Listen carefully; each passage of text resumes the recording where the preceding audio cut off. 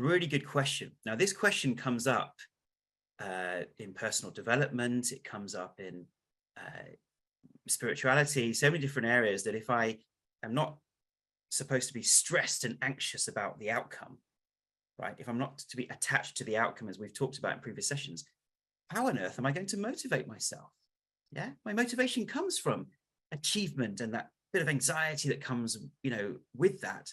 Who am I without that? What's my raison d'etre?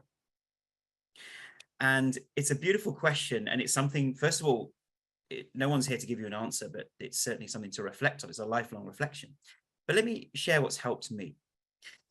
We go from becoming an unhealthy achiever who is motivated by the anxiety of the sense of self, that my sense of self relies on achieving. Therefore, the motivation is, hey, if I don't achieve, my self-esteem, my sense of self plummets. So that becomes our constant source. The problem with that is it's very stressful. Let's face it.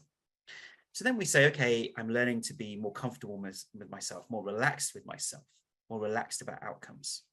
And we can move gradually to a healthier achiever who may still be achieving the same things in life, but the motivations have shifted.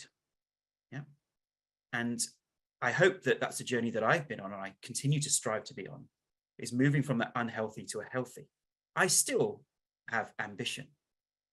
I still want, and my ambition is to heal as many people from chronic illness as possible, right? That is my ambition. That's the whole team, the whole Gupta program team's ambition. We all align on those values. But instead of being motivated by how it affects my self-esteem, we can now be motivated by something else. And there are different types of motivation. So one is fear. So generally we're motivated by fear. That's, I'm not good enough if I don't achieve this. Number two, we can be motivated by greed. Sometimes greed is a motivator. I want to accumulate more. I want to get more. I'm not saying that's a good motivation, but we become aware of it in our minds. A third one, which I feel is a more healthier source of motivation, is love. That actually I'm doing this because I have a love of something. I have a love of beauty and art, and that's why I'm doing it. I have a love of my family. So let's say instead of I'm working in this job because I need to prove myself, I'm working in this job because I love my family. I love my children. I love my parents. And therefore, this is so that I can be a provider and I can support people around me.